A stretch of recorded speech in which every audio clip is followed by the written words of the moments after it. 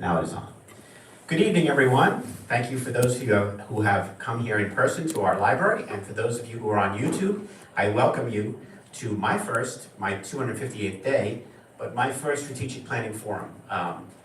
We had one earlier today. We were fortunate enough, we had 30 people participate. I'm going to introduce to you in a few moments TLE Group, which is the organization we have hired to help us with our strategic plan. They'll explain the process. We're going to have you participate a little bit. One of the key things, and we'll talk about it, is we want to hear from you, right? The goal of strategic planning is to create our goals for the future, and that's with the help of all of you participating. And you too, people who are following on YouTube, you will be able to participate tonight as well, and then we're going to explain all that process as we go along. The whole program is about 45 minutes, so without further ado, I'd like to welcome Dr. Jim McLaughlin, who is from TLE Group. Thank you. Thank you, Dr. Kravitz. Thank you to everyone for being here tonight. We had a great group this morning too. So we thought we'd just kind of kick off by introducing ourselves. My name is Dr. Jim McLaughlin. We have Dr. Michelle Aquino, who will be presenting with me tonight. We also have Mr. Mike Klimko, who will be assisting us. We have a fourth member of the team, Mr. Philippe Luis. He was here this morning. All four of us will be working on the project with the district. But most importantly, we're really the facilitators. We're the folks who kind of try to move this in the direction of the framework, but the really important people, the stakeholders in the whole process. And you'll probably hear us say that repetitively tonight because it is so important to what we're doing. So we wanted to begin by going through. Okay. Get to the right place.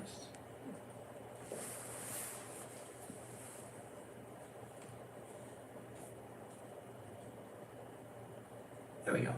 Okay. Go through our agenda for the night. The strategic plan process, we'll be talking a little bit about what that looks like, and Dr. Kravitz actually will reinforce that too during the State of the Schools.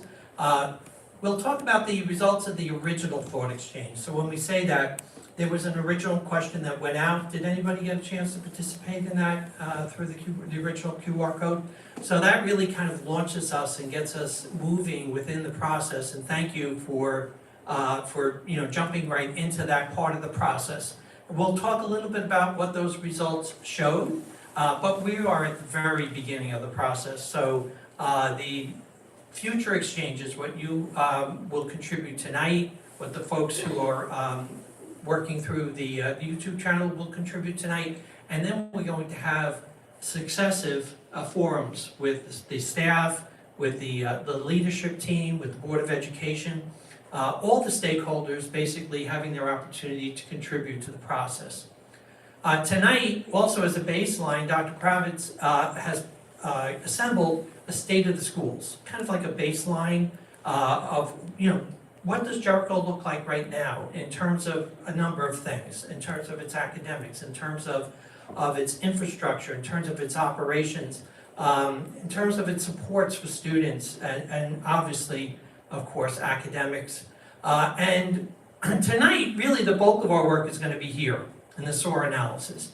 And this is where we'll go through a series of 4 questions that will take us through what are the strengths, what are the opportunities and aspirations for the district, what are the way that we're going to measure results.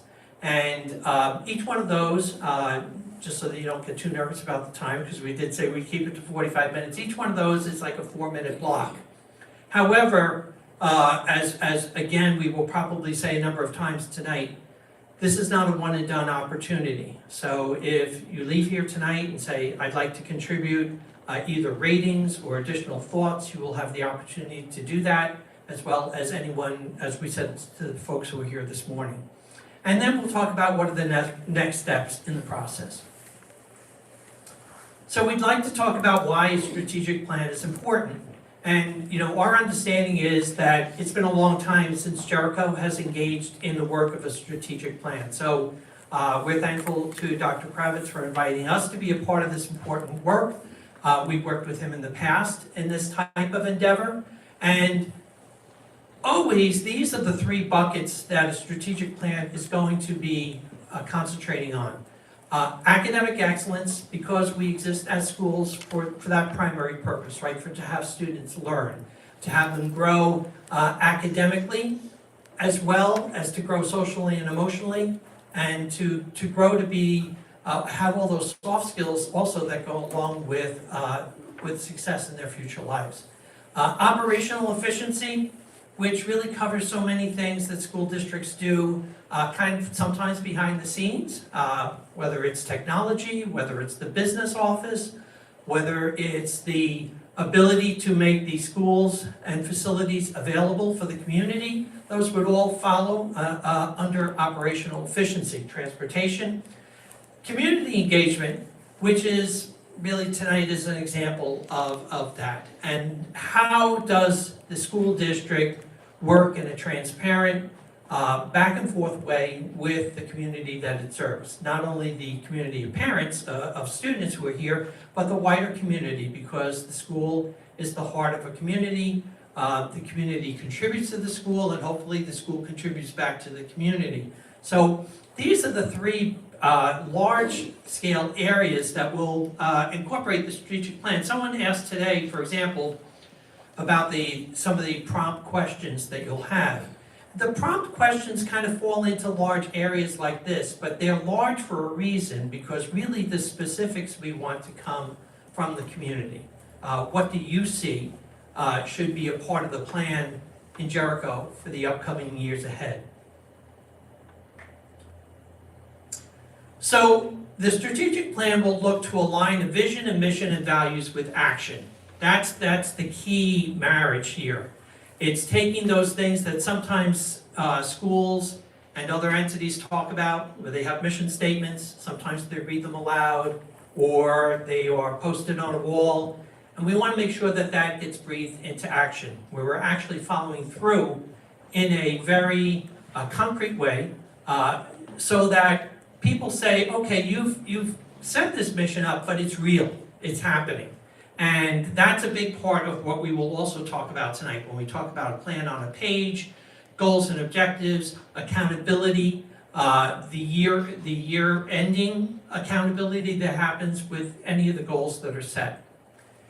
The strategic plan will set those clear goals and priorities, always aimed at student success, and that's going to be the theme of everything that we do, because that's, again, the reason why the schools are here. We're here for our students and for their present success and their future success. It informs decision-making and resource allocation. This is like critically important, because any entity, but particularly a school, has, through the course of the year, things that come up that are unexpected, concerns that can be very valid, but they can also present a myriad of choices for the administration and the board to have to make decisions about. So it's great to have a strategic plan that says what's most important to us, so that when some of those issues arise, we can say, does this align with our plan or doesn't it? And of course, there may be times that you do have to take deviations from your plan, but you want to stay with your plan as best as possible. So informing decision-making and resource allocation, what do we put monies toward? What decisions do we make in the school district, and how does it align with the plan that's arrived at? Transparency and accountability. So this whole process, and the reason that we're starting tonight with you, the stakeholders, is because this process is not only coming from the stakeholders, but it will continue to be in front of the stakeholders throughout. So whatever goals and objectives are made off of input that you will see, and tonight will be great examples of what you will see. The accountability pieces will also be transparent, so that nothing's behind the scenes. Everything is up front, and there's a true accountability that takes place. And the engagement of staff, students, families, and community, which we've said a number of times, is really integral to the process. The goals will be to establish a vision for the future that is at least 3 years in length. Typically, strategic plans go from 3 to 5 years, but the plan itself doesn't remain stagnant over a 3-year or 5-year period. We will talk a little bit about the plan on the page and the annual type of effort that goes into forming action plans around this. The goals will identify key challenges and opportunities. So I was here this morning, so I got to hear the state of the schools. and it's a pretty good state of the schools. However, we engage in this process because we always want to be moving forward. We want to develop those strengths. We want to diminish the challenges. And so this will seek to identify key challenges and opportunities. Set measurable objectives for improvement, build consensus across stakeholders. So the process that we will talk about in a little while with Thought Exchange, you'll see, is designed so that, yes, there's input, but there is consensus. And we get to see what does the majority of the stakeholders hold to be priorities versus perhaps sometimes when you have these types of endeavors where it's the loudest voice in the room that sometimes gets attention. This process is designed not to have that happen. And then to create a roadmap for sustainable growth. So hopefully a good strategic plan leads to another strategic plan and to another strategic plan so that the district is always on that path. Thank you. And we talked a little bit about the plan on the page, where the ultimate goal is that the product is not something that sits on a shelf for years and you dust it off at the end of a school year and look at it. The idea is that the action steps under each objective are reviewed annually, checking to see if they've been achieved, and then really redrafting new action steps for the upcoming year. So it's always a living document and staying fresh inevitably. So just as a quick overview, and if you go on the website under strategic planning, there is a link that says survey results. So there are 2 documents on there. The first is a list of every thought that contributed to what you see up here. So all 351 priorities identified by the community are listed on there, as well as the ratings of all of the participants. And the spirit is so that nothing is being done in a silo. You can see all of the thoughts by your community members. But to give an overview, because you can look at that documentation at your leisure, and we will do the same with the SOAR analysis once it's complete, so you can see all of that, is we're really impressed with the participants. 718 people participated in the thought exchange. 351 individual thoughts were given, and over 12,600 ratings were prioritized. So the beauty is that it's not always the loudest voice in the room, right? Everyone really has equal footing to be able to identify what the priorities are for the community, which is why this tool is really a critical tool. And you can only rate each thought once from whatever device you're using. So it's not something you could go in from the same device and rate the same thought dozens of times, which is very important. We also think it's really important that we were able to access community members through the languages that they were most comfortable participating in as well. What we are going to highlight for you before the State of the Schools are just some of the top priorities that were shared through this process. So you can see I will not read everyone to you on here, but the identified priorities and the top rated thoughts, in essence, of all the 12,600 ratings that were given were that, of course, recruitment and retention, right? You want to bring in the best talent. A lot about technology, making sure that games were blocked, that games were not the priority of the academics when facing technology. We'll dig into that a little bit more deeply. Reducing screen time and doing more work, either hands-on, paper, really kind of finding that balance is very important. And that is really a hats off, because that is a very important priority all around. Access being only to approved websites, and then again, making sure that high quality teaching and student involvement is at the heart of all of the decision making. This was a little bit more thematically based, and this is really interesting because the thoughts were then removed into themes and what were the highest themes. So again, if you go on the website, you'll see that we have it broken down into themes. So for example, if you would like to see all of the thoughts related to artificial intelligence, they will break down every thought for you so that you could really zero in on that if you would like to, with a laser-like focus on each area. However, the biggest identified priorities in your community, of course, are artificial intelligence, and the biggest summary there would be really making sure that we're leveraging it, but doing so in a responsible way. So we're teaching students how to responsibly use the artificial intelligence that's available to them. Computer games, as I had shared, really limiting access on our devices. But then also another topic that had come up is that if students are doing educational games, making sure that it was focusing on the educational games and not the games, so to say, but the educational focus of it. Healthy meal options so that students are really served healthy meals during their school day. Homework, making it really the largest theme when you unpack those is making sure that the homework has value and it's not busy work, and that students are extending their thinking at home and really bridging that gap between classroom in the most meaningful way. Engaging our families in greater homeschool communication and involving in events. Robotics Club was a very big topic. Robotics is a big area of focus, and the idea of revisiting the life of the Robotics Club in the schools, and social, emotional, and mental health, and making sure that the schools are not only supporting the academics, but finding that correct balance for the children in the district. So our process, what we had dialogued a little bit about, and it's here, but in essence, our process is a multi-phase process.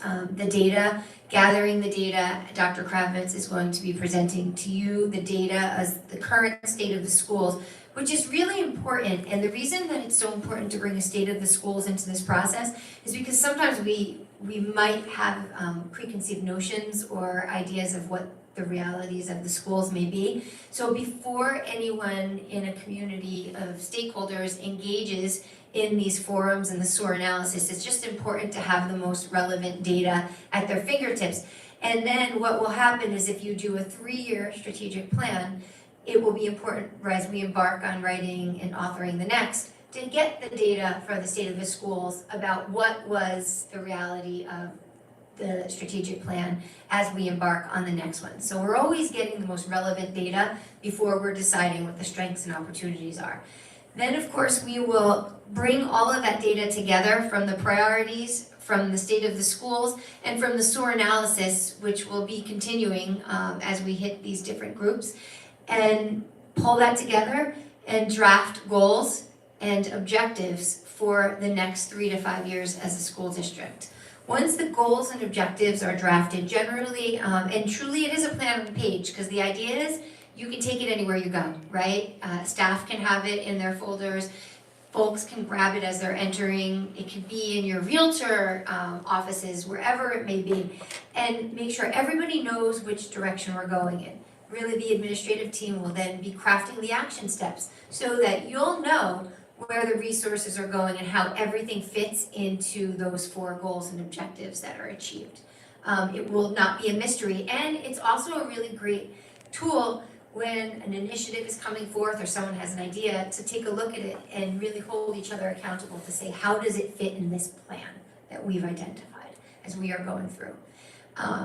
And then, of course, revisiting it every year.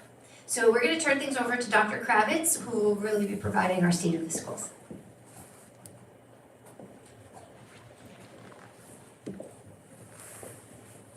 So again, good evening, everyone. We have about 11 people here, and we have about 20 to 25 people, 27 people online watching us.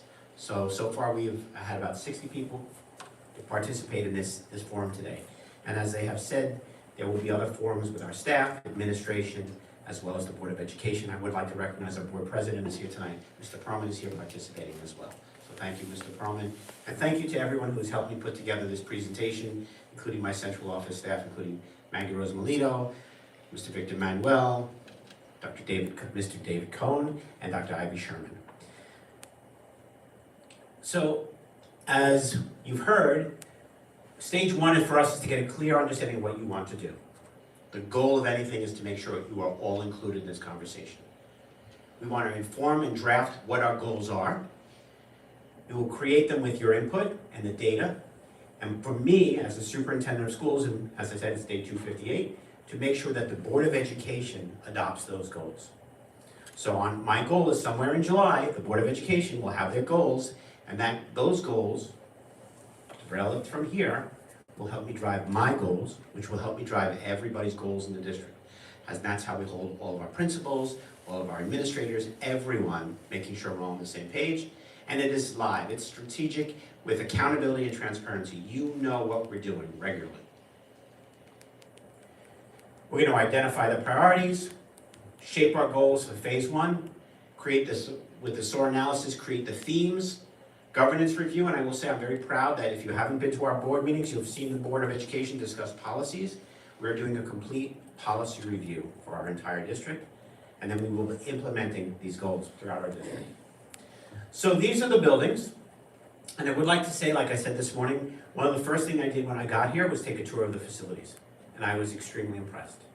I've been in education for about 22 years. I have been a superintendent, this is my 15th year, and of all of the districts I have worked in, the facilities are fantastic. And that's the responsibility of our school, our staff, our students, and everyone. Just keeping the facilities very well maintained. So just some ideas of what we're doing for the 26-27 school year. If you've been watching our budget presentations, Little Theater hallway ceilings, district-wide masonry, bathroom renovations, window replacements, gym floor replacements, high school elevator, and district-wide exterior doors. So technology, we currently have 3,755 Chromebooks, and you'll see in a minute, we have about 3,100 students. So I know there has been comments about, do we have enough Chromebooks? We do. We have more than enough technology, and we do regularly talk about refreshing them. We do have a refreshment cycle within our district. So that means we're always maintaining them and always looking for more. So there's conversations taking place, what are the best devices for us? And as we do that, again, all the parents and all the stakeholders will be involved, but we want to make sure we're giving you the best devices for your children. Jericho Transportation, this is the list of the buses, but more importantly, we heard you. The first time I arrived in this district, we talked about air conditioning. Within the next 6 to 12 months, all of the buses that transport your children will be air conditioned. All of the buses will be air conditioned. That was a goal that was prioritized by the Board of Education, and it will be done. These are our numbers. This is our actual school population. These are our demographics that we continually talk about.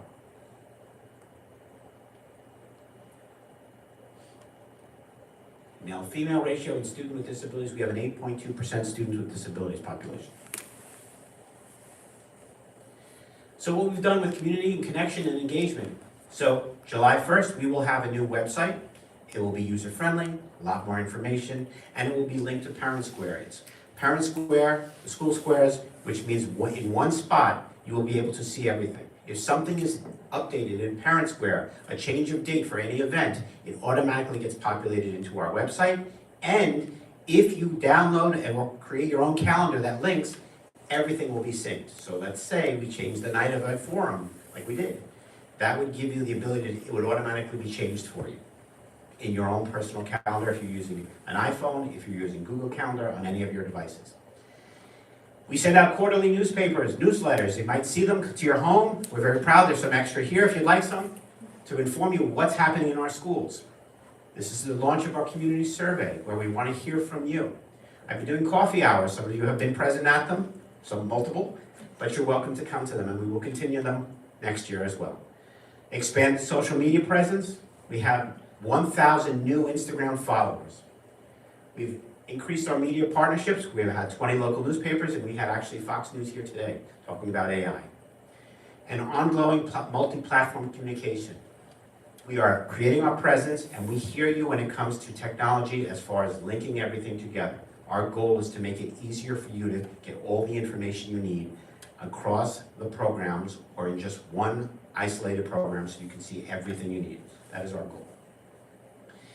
Where we are from the back end, Frontline software has made it much easier for us to track our new employees, to keep track of everything that needs to be done for everyone. We're watching our time slips, we're watching how you get hired, all the information is being stored.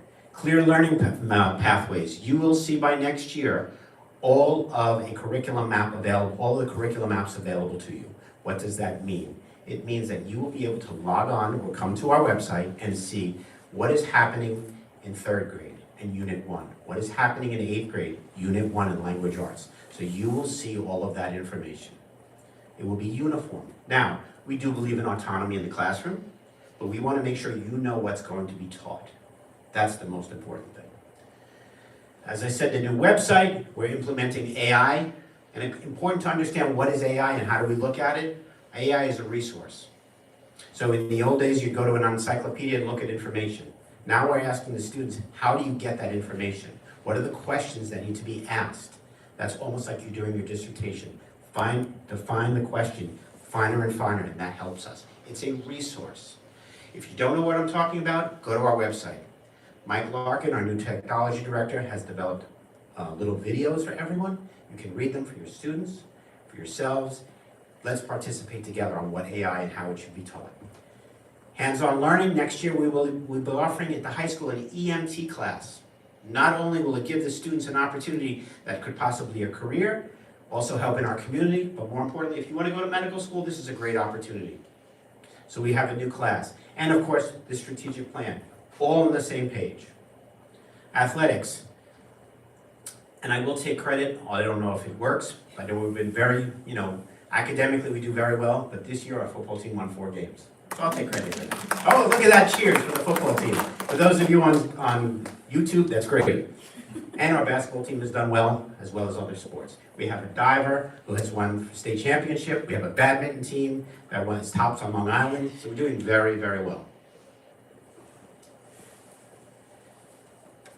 Academics. So, when we talk about academics, in grade 3, 87% of our students have met proficiency. Only 13 have not. 4th grade, 91, and 5th grade, 91.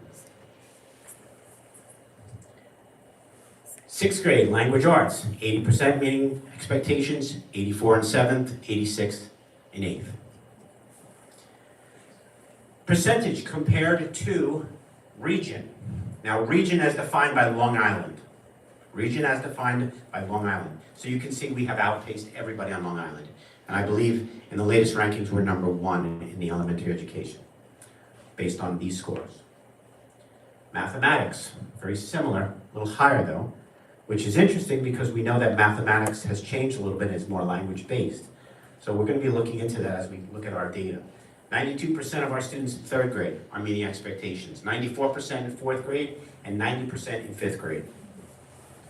6th grade, 91. 7th grade, 94. 8th grade, you'll see a dip. Now, one of the things that's interesting about this assessment is that 88% passing in 8th grade, because some of our students in 8th grade take the algebra test, they'll take the geometry, so that's why you would see a dip like that. So the population is a little different. So overall, again, compared to Long Island, we far exceed everyone else in Long Island. 9 through 12, language arts. So I wanted to show this graph, and again, all of this presentation is available online. You will notice at the bottom, the large number in gold is the number of students who have taken this AP exam. The gray, so in this case, AP seminar, is 105 students have gotten a 3 on the AP exam. 43 students have gotten a 4, and 28 students have gotten a 5. So AP exams are recognized for college credit, but the university makes a determination whether they will accept it at a 3, a 4, or a 5. But you'll notice in some of these cases that the numbers don't add up. Those are the students who did not score or scored a 1 or a 2. And again, we'll be doing a deep dive into that as well, looking at their grades and in comparison to their AP scores. So we have many of these slides in the same context. How do we do on Regents exams? 81% of our students have mastery in Regents language arts. The state average is 49%, well above. History and research. Dr. Sundberg would be very proud, and I know he is very proud of all the work his department has done. The same way we have a lot of students being recognized nationally for the history research that we do here. But again, when you look at the AP scores, you'll notice 5s, 4s, and 3s. Very important to look at that.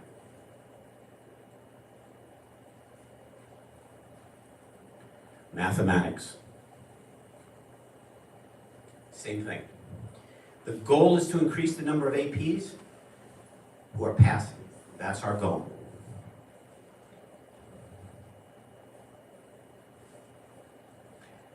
Mathematics mastery, 81% passing New York State, 49%.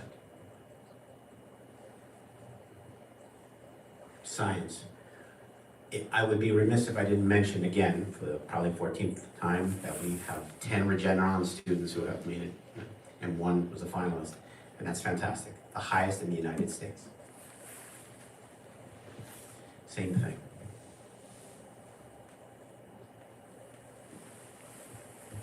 Foreign language. Now this you'll notice is a little different. Language arts is harder because when you take the AP and exam in language arts, it's a spiraling effect. You have to have that mastery in level 1, 2, 3, 4 to actually achieve a very high score in the 5th level. So you can look at these scores as well.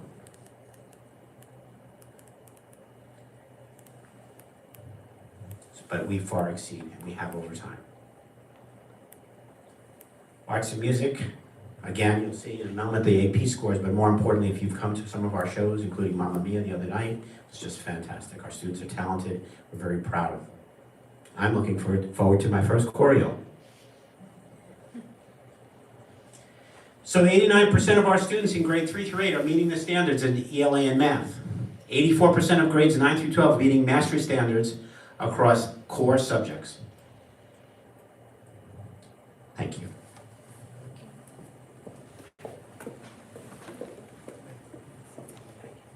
Thank you very much. And as a former math teacher, I love seeing the scores on your math is beyond impressive, and even seeing those AP Calculus BC, tremendous, and you could really see the growth happening. So that is something to be extremely proud of. So now we are going to move into the interactive part, which we had promised you. So we are going to do 4 live exchanges. They'll each be timed at 4 minutes. And what's going to happen is we will post for about a minute, and then we will change screens. So on each question, there will be a QR code as well as a link for you to be able to access. And the QR code truly is the easiest way to get in. So we'll ask that you go in and answer each question, and then just take the balance of the time after you add your thoughts to rate the thoughts that are in there. So, and I think it's really important for everyone to hear that these will not close today. So even though you are engaging in this for this 4 minutes for each question, you can go back as often as you like and rate the new thoughts that are coming in so that your voice is still a part of the work that happens here. So I am going to pop into the first exchange. And we do like to mention that we don't allow cell phones during the day, but since the bell has rung, you're all okay. We won't Yes. record any of them. That's right.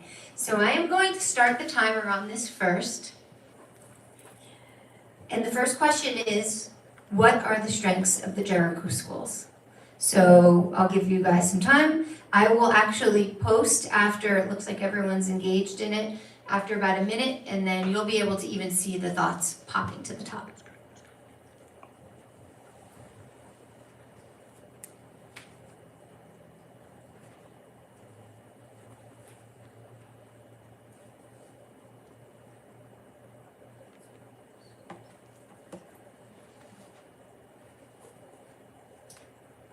And this is a completely anonymous process, so just know that your anonymity is completely respected here.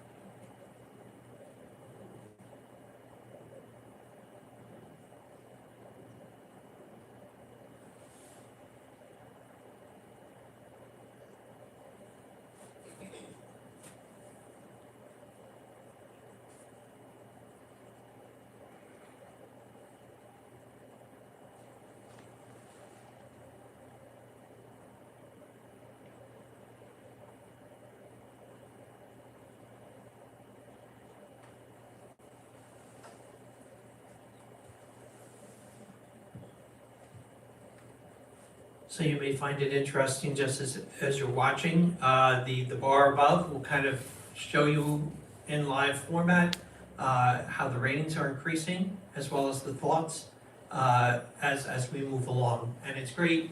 This diagram is really meant to show you the interaction between your thoughts and raters, so that this is what we're after. We're after this cluster of consensus. And the outlying thoughts are great as well. Every thought is valuable, but the consensus, again, is what we're after in this process.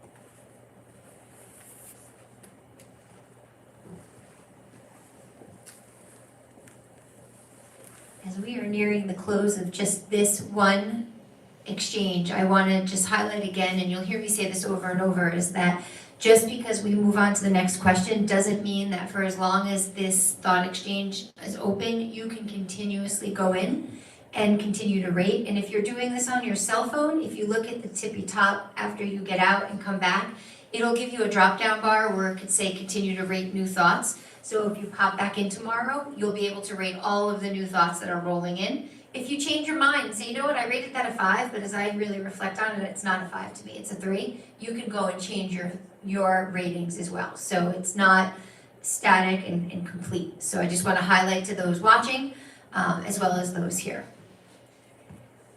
So we are going to transition to the second question, because we certainly were all on the same page with strengths. Actually, I'm going to go back to this for 1 second. If we could just pop back onto this screen and look at the top rated thoughts. I don't know if anyone is here that authored one of these thoughts, because it gets a little bit more complicated as we keep going, because some of the folks in the morning session could have been the author or someone at home. But is anyone here the author of any of these top rated thoughts that would be willing to just elaborate a little bit about why they had written that would be a strength? Or would anyone be willing to share a thought that they had put about what they thought the strength of Jericho Schools would be? And we don't want to put anyone on the spot. It's okay if you want to remain anonymous. All right. Oh, go ahead. Jericho has been academically strong. Yeah. So I think that is the academic success. That's the strength of Jericho. Absolutely. And that, you can see that on your numbers and the data that was just presented. Agreed.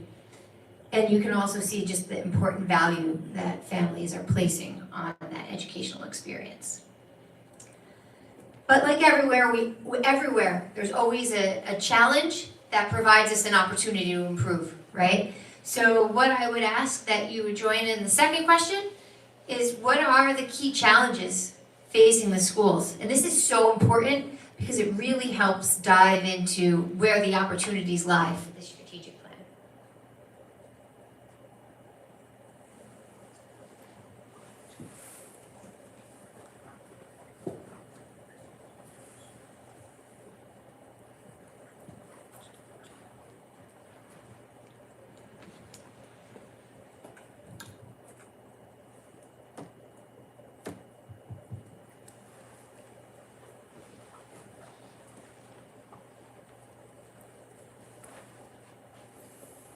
And for anyone at home or everyone here, these QR codes and the web links are also already posted on the website.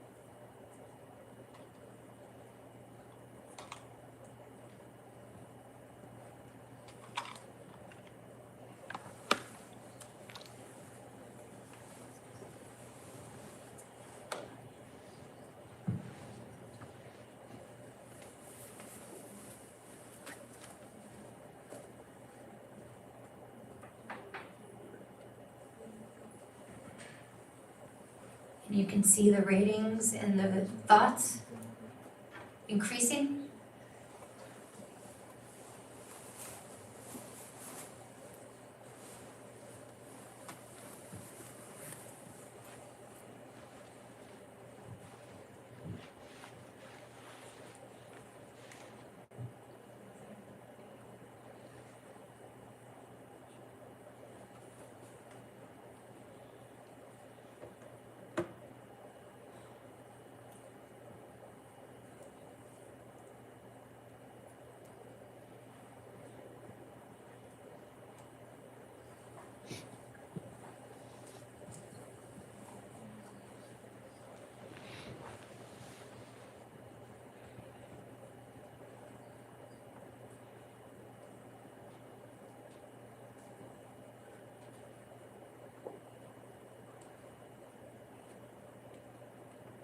And you're welcome to continue rating.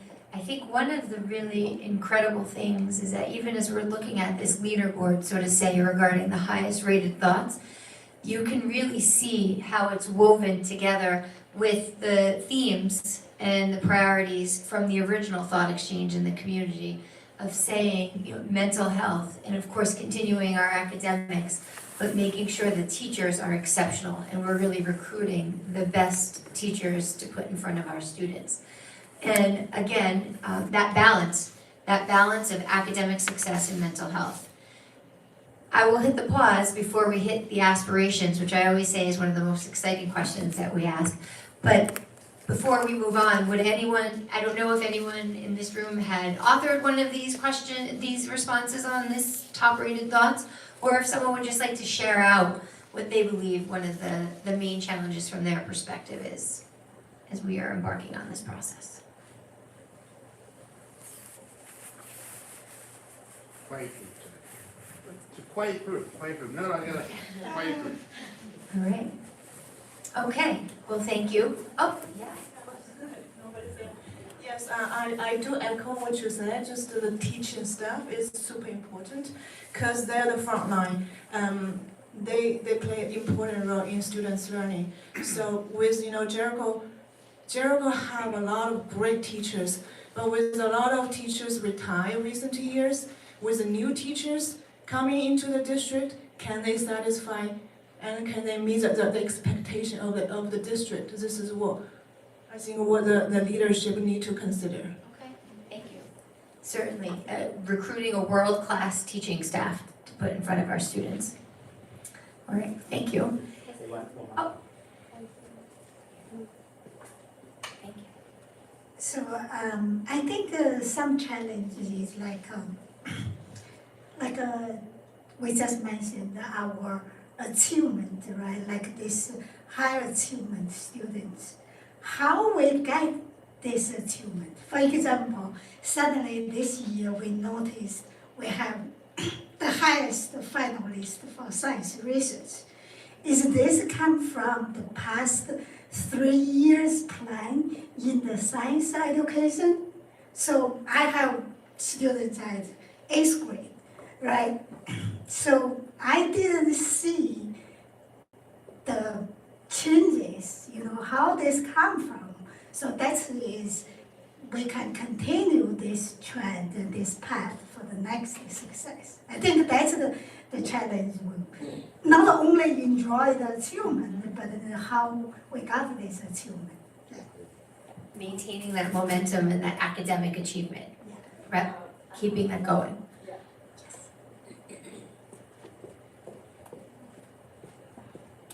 I think the emotional support. I know there's a tragic just happening recently, and sadly my child is involved, and I just feel like those boys are not showing, which is very concerning. It's made me feel like they need to express themselves, but I think because they are teenagers or boys, so that's why they are not showing. So I want, like, I don't know, the counselors or like the doctors in school, like to talk to them, like say how doing, like, you know, to let them know, okay, they're okay. I think that's how the important thing that is, yeah.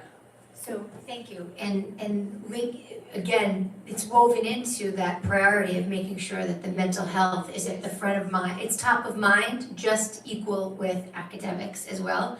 And I think that's actually a really perfect segue to when we're talking about what are our aspirations as we're drafting this very important plan that's going to be driving our educational engine as a community, thinking about what are those aspirations. So if you could click the play, and what I always like to ask people to think about with this is it's truly a visioning activity.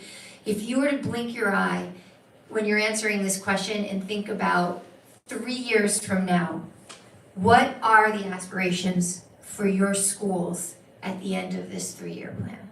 We'll talk a little bit about the results after, but this is, I think, the perfect segue to what you're talking about. Because you're identifying the challenge, and then what are we aspiring to as a school district? And this is a big one.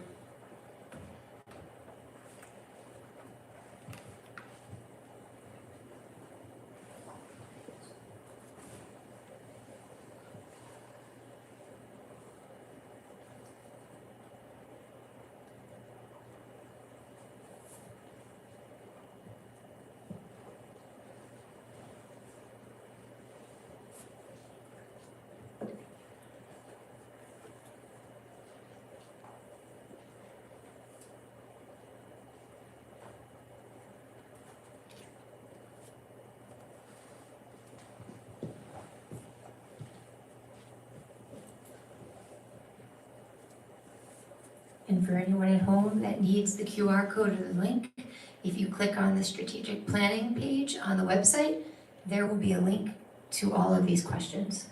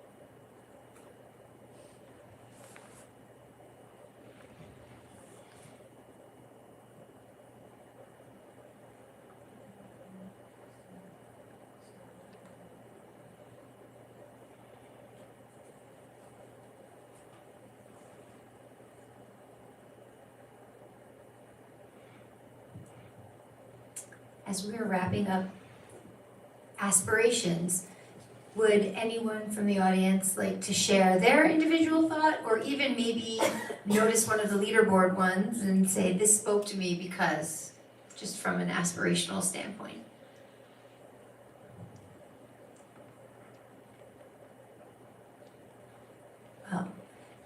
again, I think the beauty of this is you can really see these priorities woven in through all of the work that we're doing. Now, this last question I think is the most fun, right? Because now we're talking about how will we know we are making progress with our plans? So here's our results. And with the results, I think one of the key components of that is how do the stakeholders want to be made aware that we're making progress?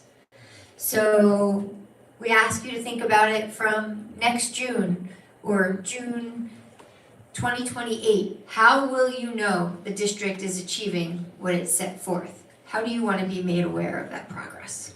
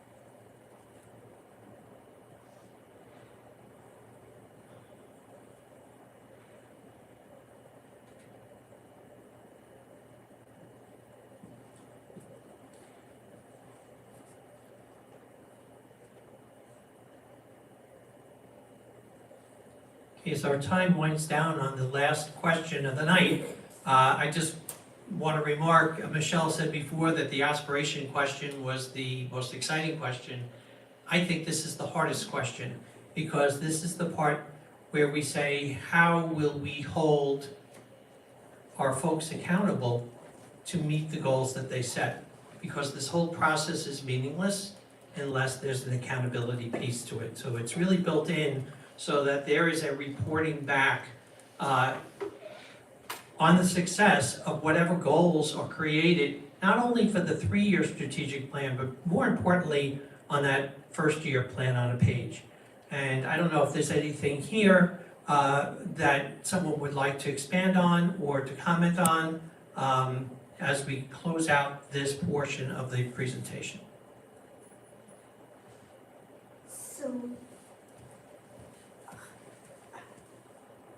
So how this accountability will be addressed in this strategic plan? So the accountability piece is really dictated, just like the opportunities and aspirations and strengths are articulated by the stakeholders, so is the accountability. So that's why we put this question out there, because sometimes we think we're being accountable when we report back to the community, but we put up results. I was at a professional development yesterday, as a matter of fact, and there was a lot of data being presented. And as I sat there, I said, well, that's not the data that I want to see for success. Thoughts were going through my head on what I would prefer to see. And this is your plan. So the idea is that it is the stakeholders of the community who dictate how they want to know the results. And the results are going to differ. Obviously, we don't have the whole plan in place yet. So at this point, it's a little difficult to know, but you may know, hey, I want to have these type of forums at the end of the year where you talk about each of the objectives. Or I would like a report that's posted on the website that has these specifics, or both, or other ideas as well. So the idea is that this plan is not put out there so that, well, we have a plan, we're going to tell you everyone's working on it, and we want you to feel good about it. But in essence, how will you know it's working? How are you going to hold us as a school district accountable to it? So we're going to kind of end our presentation tonight. But as I said this morning, this is by no means a one and done. We're going to be spending a lot of time with the community. We look forward to that. You have opportunities to come back in here and continue to contribute thoughts and ratings, and to encourage those who you may be in contact with who couldn't make it tonight to be a part of this process. We will also be meeting, as we've said before, with the administrative team, with the staff of the district, with the Board of Education. So there are a number of stakeholder groups that we are going to be reaching out to. I think this is probably makes sense to start with the parents and the wider community before we speak to those groups. But everyone will have the same questions and have the ability to rate thoughts and contribute thoughts. So our forum completion is tonight for this forum, but many more forums to come. The webpage that Maggie has assembled, and some of you may have already been on, will continue to be updated. So tonight's results, the original results of the thought question that was put out there to begin the process will be there. Whenever we have a forum, that will be announced. Each step of the process so that you can follow along and see where we are with the strategic plan. Goals, objectives, and action steps, as we've mentioned before, will all be put on a page. And the reason that we've said it so many times is because we have found out that that plan on a page, two-sided page, is so important because it takes it out of a binder on a shelf that people tend not to take out unless they have to. But it puts it in front of everyone. It puts it in front of every decision at the local school level, at the district level, at the operations level, so that that plan continues to be a living document that's very present. As I said earlier this morning, I know that Michelle said it'd be great if it's on the real estate desk, it'd be great if it's on the municipal desk, you know, it'd be great if it's at the library, so that the community sees what's happening and that we continue to put that accountability in front of everyone.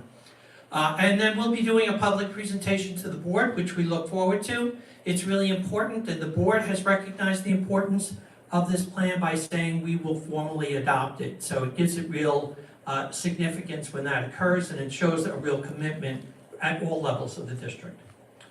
So we kind of have this picture to kind of close out our presentation tonight, since we all have our hands on an oar as part of the stakeholder community. We are all moving in sync and in the same direction and putting forth that effort to move us forward to the finish line. We look forward to be a part of that boat ride with you, and thank you so much for making time tonight to come out and for your active participation. Thank you to the TLE group. Thank you again to everyone who's participated here tonight, who's online. This morning's group, we have many more to come. You know, again, this drives our goals. The goals will be announced by July 1st or in that July area, July timeframe, which help us drive what we need to do, which 1 year later you will see what we do, right? That's our goal. It will be publicly announced. These are the goals for the year, how to achieve those goals, and all the information that you have given us and everyone continues to give us will help create those goals and make us accountable. And we're very looking forward to working together to create make Jericho even better than what it is. So congratulations for participating. Thank you again to everyone. Have a wonderful night. Thank you.